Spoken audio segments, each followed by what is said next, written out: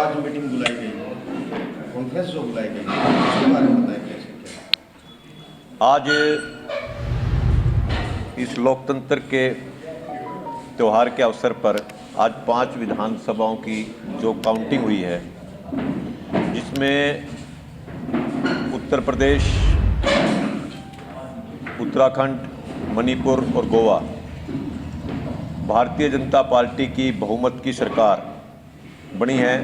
इसके लिए कार्यकर्ताओं ने सफेदों के एक आयोजन रखा है कि मिठाई बांटकर, लड्डू बांटकर इस जीत को सेलिब्रेट किया जाए और उत्तर प्रदेश के मतदाताओं का और बाकी प्रदेश के मतदाताओं का धन्यवाद किया जाए कि जो आने वाला समय है, जो भारतीय जनता पार्टी जिस विचार को लेकर आगे चल रही है, चाहे विकास की बात हो, चाहे राष्ट्र को मजबूत करने की बात हो, उसके ऊपर उत्तर प्रदेश की जनता ने मोहर लगाकर मोदी जी और योगी जी के पक्ष में जनादेश दिया है। इसके लिए उनका धन्यवाद। और निश्चित रूप से लोकतंत्र में जब भी कोई चुनाव होता है, जब उसका एक अच्छा परिणाम आता है, वो देश हित के लिए भी और वो कार्यकर्ताओं के लिए भी, वो जनता के लिए लाभदायक होता है। सर, आपको भी कार्य सौंपा गया था शामली का और मुजफ्फरनगर का, उसमें कितनी सीटें हासिल किया? निश्चित रूप से पश्चिमी यूपी में 32 सीटें हमारे इंचार्ज पवन सैनी जी थे, उनको दी गई थी और लगभग 27-28 सीटों के ऊपर, अभी एग्जैक्ट आंकड़ा भी आना है, बढ़त बीजेपी बनाई हुई है।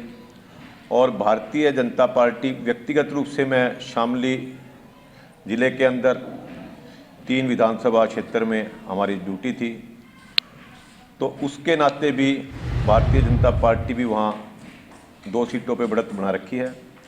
और ये सारे जो चुनाव परिणाम हैं भारतीय जनता पार्टी के पक्ष में जा रहे हैं। और सबसे बड़ी बात, जब हम चुनाव के समय वहाँ पर थे, योगी जी ने एक चमत्कार किया कि वहाँ आम जनमानस के अंदर एक भरोसा दिया कि आपकी सुरक्षा सर्वोत्तम है।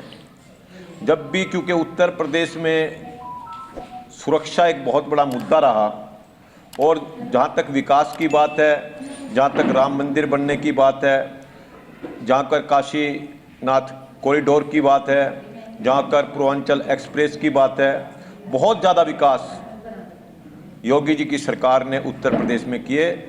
और मोदी जी के वाराणसी क्षेत्र में 8 की 8 विधानसभा क्षेत्र हैं, वो हम 8 के 8 के ऊपर जीतने जा रहे हैं। सर, जो पंजाब में बीजेपी कुछ एक सीटों, चुनिंदा सीट ही हासिल कर पाई है, इसके पीछे क्या रीजन मानते हैं आप? देखिए, निश्चित रूप से पंजाब में पहले हम अकाली दल के अलायंस रहे और उसके बाद भारतीय जनता पार्टी ने कभी अकेला चुनाव नहीं लड़ता। अब की बार हमने अमरिंदर सिंह जी की पार्टी के साथ अलायंस किया था।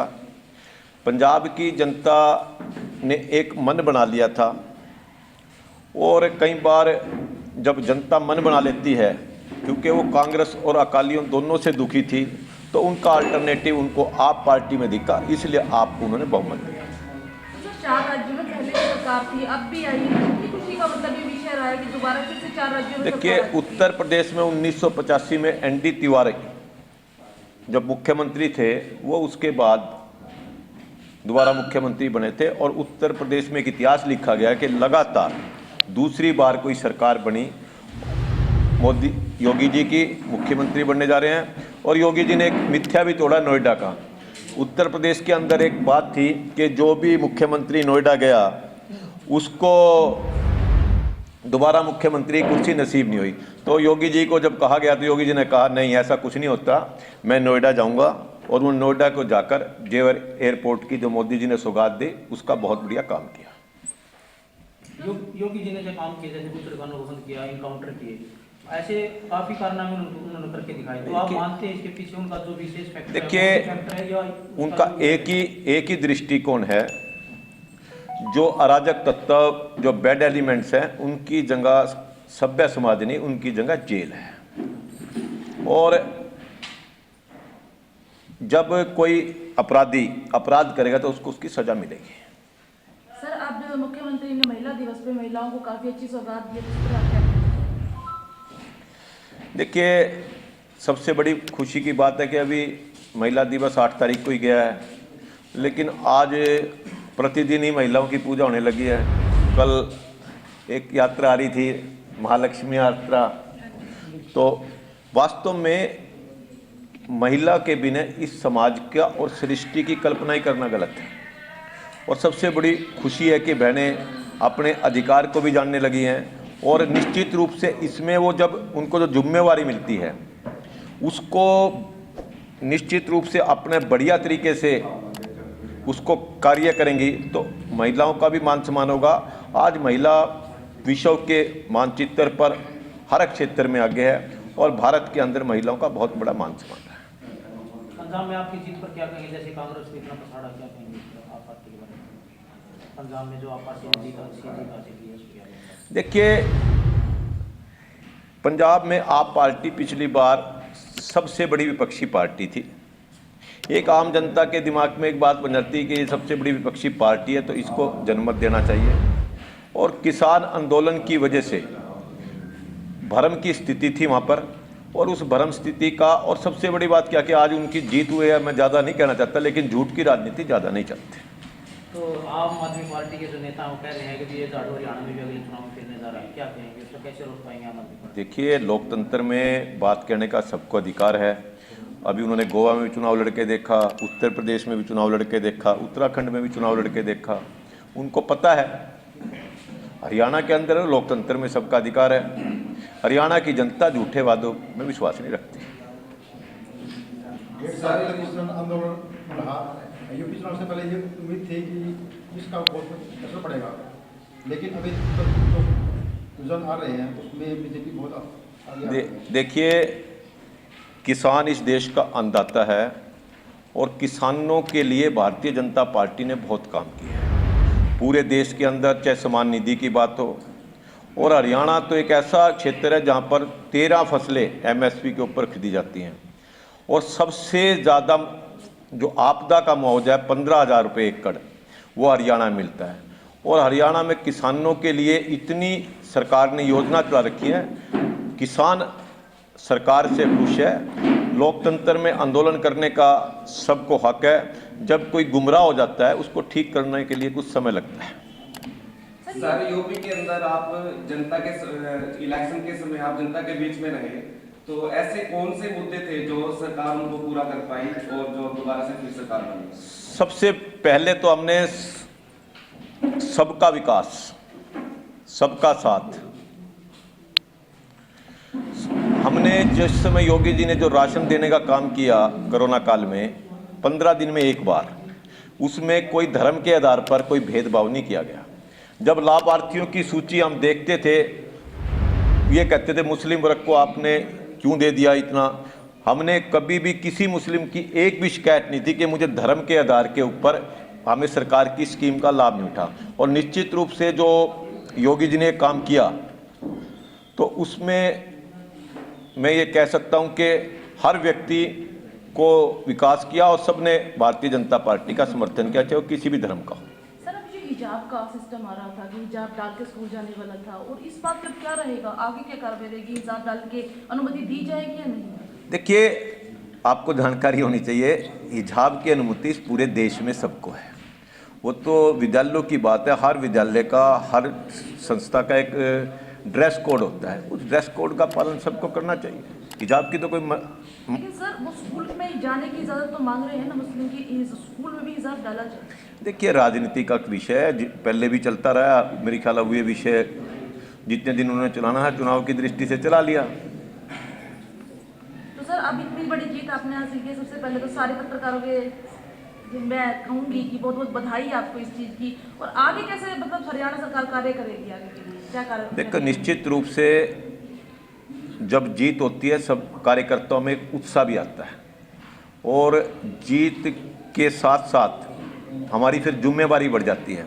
जब योगी जी को दोबारा उत्तर प्रदेश में जनता ने चुना है तो जनता की भी अपेक्षा बढ़ी है, और हमें पूरा विश्वास है कि योगी जी अपने काम में बड़े दक्ष हैं, उनका बड़ा क्लियर कंसेप्ट है, इफ एंड बट नहीं है। वो खुलकर कहते हैं अपराधी की जगह समाज में नहीं जेल में है। विकास के लिए तत्पर रहते हैं और निश्चित रूप से योगी जी के कार्यकाल में उत्तर प्रदेश के लोगों ने शांति पाई है और सुरक्षा पाई है और विकास करवाया है। विपक्षी पार्टियों के नेता और कार्यकर्ता कहते हैं कि बीजेपी है जो कि एक जातिवाद के आंकड़े उठा करके और धर्म के नाम पर राजनीति हासिल करती है, इस पर आप क्या कहेंगे? देखिए, मुझे चलो आपने प्रश्न किया है तो मेरा फर्क बनता है जवाब देने का। भारतीय जनता पार्टी ने कभी जाति की राजनीति नहीं की। अब आपके सामने सभी कार्यकर्ता बैठे हैं, सभी जाति के लोग हैं, आप किसी भी जाति का नाम। और भारतीय जनता पार्टी विचार की पार्टी है, विचार को लेकर पार्टी आगे चलती है और विचारधारा हमारे लिए बहुत ज़्यादा, मैं कह सकता हूँ, मायने रखती है और हम विचार को जीवित रखने के लिए ही पार्टी के साथ हैं। और हमारा सीधा सा एक विचार है, राष्ट्रवाद। जब राष्ट्र हमारा मजबूत होगा, आपने अभी यूक्रेन के मामले में देखा कि मोदी जी ने यूक्रेन के अंदर अपने अपने स्टूडेंट्स को नहीं, 18 देश के बच्चों को वहाँ से निकाला सुरक्षित और उनके घर पहुँचाया। और ये एक बहुत बड़ा काम है। आज मोदी जी की लोकप्रियता पूरे विश्व के अंदर बहुत ज़्यादा है। आज अमेरिका भी और रसिया भी मोदी जी की तरफ देख रहा है। निकाय चुनाव होने वाले थे 24 अप्रैल को, लेकिन अभी जो बात आई है न्यूज़पेपर के माध्यम से कि चुनाव नहीं हो रहे हैं, तो उसके बारे में क्या? ऐसा नहीं है। क्या है, देखिए, कोर्ट का एक प्रोसीजर होता है। कोर्ट के अंदर हमारे AA जी पेश हुए थे, उन्होंने ये कहा था कि अभी कोई चुनाव का कार्यक्रम चुनाव आयोग को लागू करना होता, अभी हुआ नहीं है। इससे हम ये नहीं कह सकते। वो एक BC की सीट के ऊपर जो प्रधान का है, उसके ऊपर रिजर्वेशन के ऊपर उनका विषय है और वो विषय 52 नगर पालिका से संबंधित है। जो अगली डेट लगेगी उसमें फैसला हो जाएगा, कोई स्टे नहीं है। चुनाव आयोग जब भी डेट फिक्स करेगा, चुनाव समय पर होंगे। तो क्या 24 अप्रैल को पक्का माना जाएगा? देखिए, चुनाव आयोग का विषय, डेट रखना विषय हमारा नहीं है। चुनाव आयोग जब भी चुनाव का कार्यक्रम कर देगा, वो 24 भी हो सकती है और 30 भी हो सकती है। चेयरमैन साहब, आप ये 4 राज्यों में हासिल किए बीजेपी ने, क्या कहेंगे? भारतीय जनता पार्टी के कार्यकर्ताओं ने और समाज में जो भारतीय जनता पार्टी की सरकार ने लाभ दिए हैं, प्रत्येक राज्य में उसके परिणाम दिखाई दिए हैं और उस परिणाम के स्पष्ट ये संदेश भी हैं कि भारतीय जनता पार्टी बहुमत से जीत रही है। दोबारा सरकार आ रही है, एंटी होती है, उसका भी कोई प्रभाव नहीं पड़ा। और जो राजनीतिक दल ऐसे हैं जो परिवारवादी हैं, उन लोगों को भी एक गंभीर चोट पहुंची है। क्या परिवारवाद देश में नहीं चलेगा। अब देश के अंदर जो समाज के लिए सच्चे मन से काम करेगा, वही लोग आगे आएंगे, उन्हीं की सरकार बनेगी। यूपी के अंदर पहली बार दोबारा से बीजेपी आ रही है, जबकि ऐसा पहली बार हुआ है कि कभी भी एक अगली बार डिबेट नहीं हुई। उसके बारे में क्या कहेंगे? मैंने बताया ना, भारतीय जनता पार्टी के जो कार्यकर्ता है और जो मतदाताओं को जिन्होंने वोट डालने हैं, जो वास्तव में प्रजातंत्र के सूचक हैं, उन लोगों को जो लाभ मिला है, जैसे बुढ़ापा पेंशन है, बदमाशों से गुंडा राज से मुक्ति है, हर व्यक्ति को काम देना, लोगों के लिए साफ प्रशासन देना और हर तरह से जो बदमाश हैं उन पर नकेल कसना, उन सब का परिणाम है कि दोबारा बीजेपी की सरकार आई है। और उसके लिए मैं वहाँ अपने जो मुख्यमंत्री रहे हैं उन सबको भी बधाई देता हूँ, वहाँ के कार्यकर्ताओं को बधाई देता हूँ, वहाँ की जनता को भी बधाई देता हूँ कि उन्होंने सही निर्णय लिया। और उस निर्णय के लिए आप पत्रकार बंधुओं का भी बहुत बड़ा रोल रहता है, आप सबको ही बधाई देता हूँ। अगर बात की जाए तो जैसे हरियाणा में गौ तस्करी बीजेपी यूपी में नहीं की जाए तो गौ तस्करी ज़्यादा बढ़ी हुई थी, हर दिन मामले सामने आते थे। आप दूसरे के चेयरमैन हरियाणा के, तो योगी जी का इसमें विशेष योगदान रहा, उस पर आप क्या कहेंगे कि जो गौ तस्करी का रोक लगी है उस मामले में क्या कहेंगे? जब कांग्रेस की सरकार थी तो उस समय गौ तस्करी का मतलब, गाय का मतलब ये था कि सड़क से उठाएं और वो तस्कर ले जाएं और गौ हत्या करें। और सड़कों पे गाय नहीं रहती थी, लोगों में चर्चा नहीं बढ़ती। चाहे उत्तर प्रदेश की सरकार रही, चाहे हरियाणा की सरकार रही, माननीय मुख्यमंत्री मनोहर लाल जी ने भी और माननीय मुख्यमंत्री योगी जी ने भी निर्णय लिया कि हरियाणा के अंदर, उत्तर प्रदेश के अंदर गौ तस्करी नहीं होने देंगे। गौ तस्करी नहीं होगी तो वो गाय सड़क जो लोग घरों से छोड़ते हैं, हमारे अपने परिवारों ने छोड़ी हुई है, वो बाहर से नहीं आई है, वो सड़कों पर दिखाई देने लगी। और हरियाणा की बात करता हूँ तो मैं 215 गौशाला से 2014 में, आज 597 गौशाला तो हरियाणा में रजिस्टर्ड है। लगभग 5 लाख गौवंश गौशाला में, उस समय 1,75,000 गौवंश था 2014 में।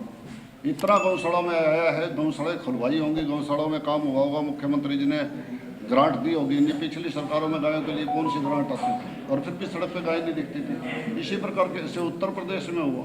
उत्तर प्रदेश में हजारों गौशालाएँ खुलवाई गई, लाखों गौवंश गौशालाओं में ले गए।